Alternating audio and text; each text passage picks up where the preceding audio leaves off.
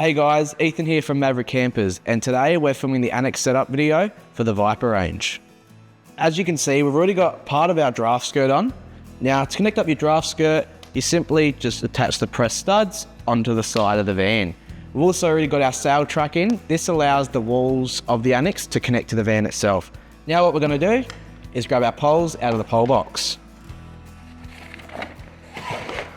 Now it's time to attach the roof of the Annex to the van. For ease of setup, it's easy to have the roof pop down and electrical awning retracted. We then need your canvas Annex roof, which is your light grey piece of material here. Now you've got your Annex roof rolled out. What we want to do is you'll find the end of the sail track here, and there'll be an eyelet that keeps going out a little bit further. That way you know you've got the front of the Annex. What you then want to do is ensure you unzip this section here, and that way you're not feeding two sail tracks at once. After we've finished unzipping this section away from the roof itself, what we then do is, starting from front to back, we poke the sail track through and feed it through. So now it is helpful to have a double step to help you to be able to reach up to the roof. We now have to feed the Annex roof through the sail track up here. You do want to start from front to back, starting with the rear end of the roof first.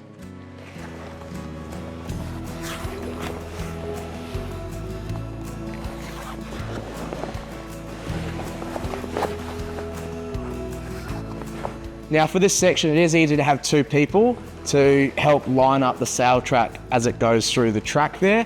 Otherwise it does tend to bunch up and can get a bit difficult.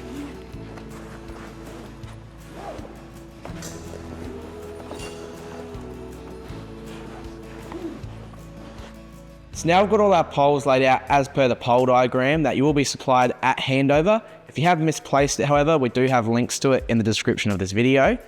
What we'll then do is we grab our number 1 pole here, which has your foot as the base and a little flat white cap with a hole in it, and that'll attach into a sock up in the awning there. What we then do is extend that pole out to one of the upright poles and then attach one of the spreader poles as well and continue on from there. Now your poles are all laid out, it's a good time to raise your roof so we can see what height we need to set our poles to.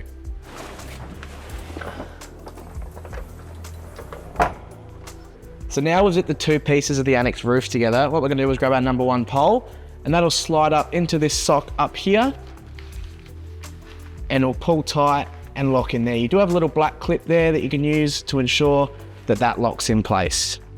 Now we've installed the number 1 pole at the back end of the Annex. What we're then going to do is move into the center of the Annex to repeat the process.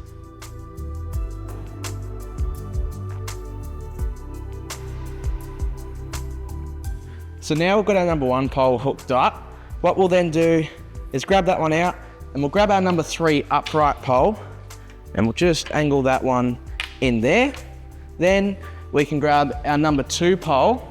Now we always want to make sure that the little black latch-in handle there is always pointed down or in towards the van. That just helps when having to adjust the poles themselves.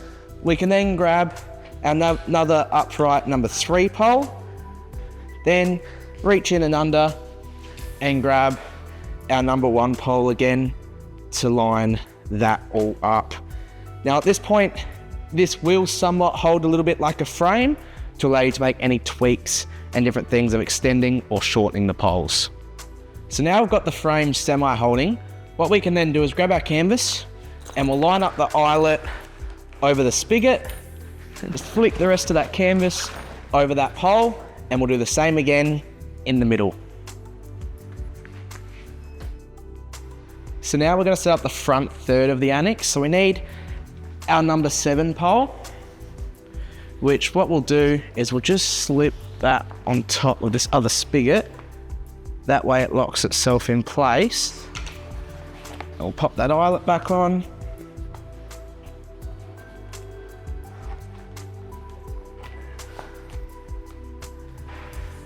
Then we'll grab our number 3 pole, we'll just put that down and in there, and we'll grab the other corner of the Annex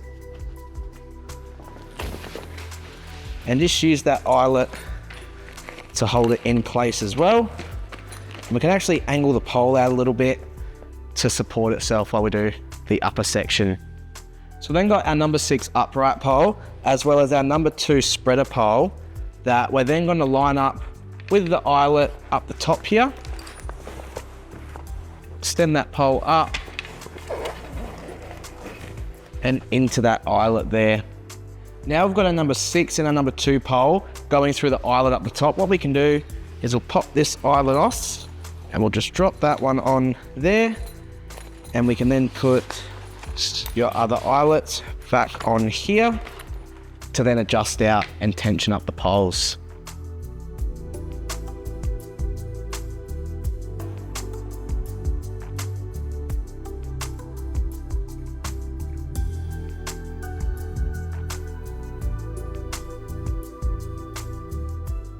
When it comes to tensioning up the final parts of the poles, what we want to do is make sure that's up nice and high, tension it out, lock that in. We then have our little canvas pole holders that wrap around the poles. So we've now got a number 5 spreader pole. These have the C cup on each end. What we're going to do is attach it to one of the upright poles. We'll release that. We'll go across to the other side,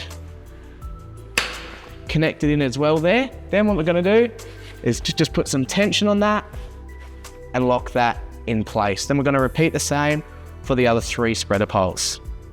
So now we're doing our last spreader pole, and this will actually connect up to this top corner here to tension it all the way out to hold it nice and taut.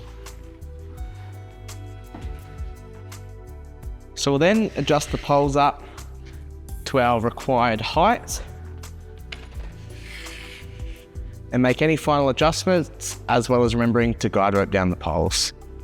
So we still have left our 4 pieces of canvas. We have our front wall, our rear wall, as well as our annex floor and our side wall. When it comes to finding what wall is the right one for the front and the rear, it's best to check where your zips actually line up. So I can see on this end here, the zip will start at the front here, and there's a blanking tab at the end there that marries up with the other end at the back there.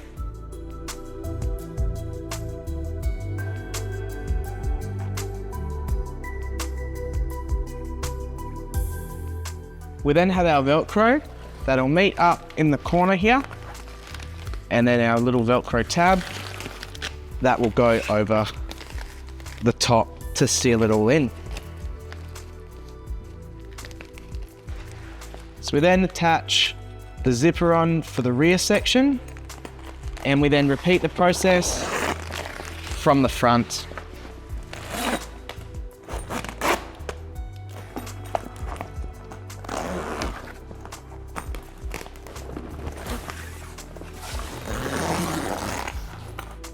So now we've got the sidewall on, and it's the same as attaching as the front and the rear.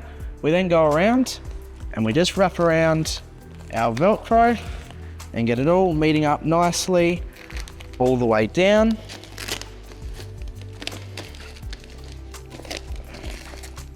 We then finish doing the Velcro on the other side. Now all that we're left with is our annex floor. Now when it comes to setting up your annex floor, you'll notice on the inside there's a Velcro base the whole way around, and the annex floor will match up to that. It is a bucket floor. That way, if it is raining, water isn't going to pool inside on the floor, it's going to run underneath it. Hope you guys enjoyed this annex setup video. If there's any other questions or things you'd like to see us do videos on, be sure to subscribe to our YouTube channel and leave a comment down below.